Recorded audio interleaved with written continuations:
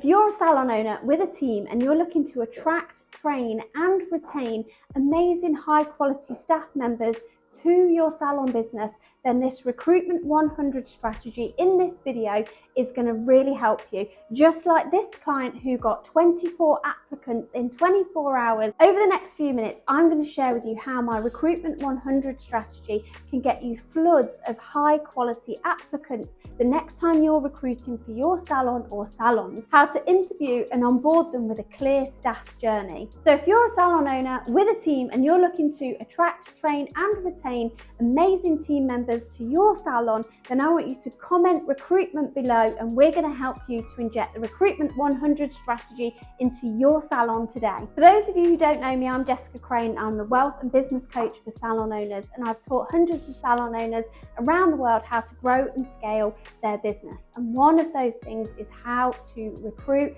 and attract and retain amazing team members. So over the next few minutes, I'm going to walk you through my Recruitment 100 strategy. I built this strategy because so many of my clients have realized that we have to change the way that we're trying to attract and recruit people to work in our salons. So let's have a little bit of a deep dive. What is the Recruitment 100 strategy? Well, first of all, what we look at is your asset creation, okay? You've got to create assets, your marketing assets for recruitment. So this means having really good, clear copy, then having different media like videos of you as the salon owner, videos of the salon environment, videos of the team member. Like the whole purpose of the hiring post is to build familiarity, right? So the copy has got to be really good and really, really clear. So let's dive into what should be in the copy. The first thing in the copy should be a really clear hook. Like, who is this for? So you want to start your hiring post not by we're hiring, like, are you a stylist? Are you a therapist? Are you, and you want to be very specific for who you're looking for, because that person, you know, they're going to read the top sentence, and if it doesn't call them out, they're not going to read through it, okay? You've got to be very specific in your hook, who you're talking to, right? So that's tip number one, is make sure that you hook them. Then you're going to have the body of the copy, and then you're going to have a call to action. And your call to action, you want it to be very specific and very clear of what the next steps. You want to reduce any barriers where possible. So you want to make it really, really, really clear what next steps they take and exactly what they need to do. So once we have our asset creation and they're all singing and dancing, then we have our distribution 100, okay? Now, one of the reasons that most people struggle to recruit is because they'll say to me, you know, I've done 2 Facebook posts and I can't find anybody. And I'm like, probably because it's your mum and your sister and your neighbour that have seen your Facebook post. So we introduced a strategy called Distribution 100, and that is basically where we give our clients a list of 100 places that you can advertise for a stylist or therapist, okay? Because if you're just advertising on one platform or in one place once, the chances are you haven't had enough people see it, and that's why you're not getting anywhere. Okay, that's one of the biggest reasons you're probably struggling to hire, is because you just simply haven't got, your asset creation isn't quite there and you've not got enough people to see it. Okay, so then we want to collect and filter. Okay, so collect and filter.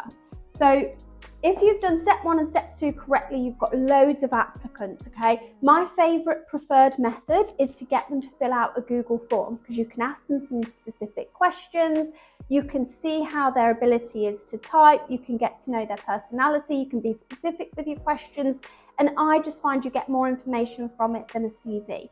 So I personally would recommend doing a Google form. And once you've collected all these Google forms, you can then start to filter them out, okay? Which leads us on to our next one, which is our interview process. Okay, we have a very kind of strategic interview process with at least 5 or 6 steps. You want to make sure that you hire this person slowly so that you get the right caliber and the right person, and that you're managing them and you're having really good and clear communication with them throughout this whole process as well. Okay, and then last but not least, we have the onboarding process. Okay, you want to make sure that you have a really clear onboarding strategy. What's going to happen between them being offered and them starting? What do you need to get prepared? Have you got contracts? Have you got handbooks? Have you got training plans? How have you got meetings scheduled? Have you gone over the trial period? Have you got a checklist of all the things that you need to make sure that you have a really smooth onboarding process with this candidate? One of my biggest tips that I would recommend is that you go away today. I want this is an actionable step that everybody can take. I want you to go away and I want you to look at your business. I want you to look at your social media. I want you to look at your website. I want you to look at your presence in all areas and look at how visible you are as the salon owner. This is really important for recruitment because you're asking somebody to take a big step with you. You're saying, hey, come and trust your livelihood with me and my business, right? Which is a pretty big ask. So you need to make sure that you're visible in your business so that when you are trying to recruit and hire, those potential candidates can look on your website, look on your social media and start to build that familiarity, start to find out information about you, start to see videos of you, pictures of you, and start to build that familiarity. I look at so many salon owners' websites and some of them, you can't even tell who the owner is. So imagine what a barrier that would be if I saw your post and then I was doing some background information, which your good candidates are going to do, and they're going to try and go away and find information about you. And then I'm having to ring up and say, hey, I saw your hiring post, like, who do I need to speak to? Who's the owner? Like, I'm going to feel really silly that I don't know that information. But the reason I don't know that information is because it's not available. So number one thing I want you to go away from this video today is go away and look at how visible you are as the business owner, because if your visibility is zero, that will be a big reason why you're struggling to recruit. So if you're a salon owner with a team and you're looking to attract, train and retain more amazing staff members to your salon, I want you to hit me in the comments below. I want you to comment recruitment below and we're going to show you how to inject the Recruitment 100 strategy to your salon.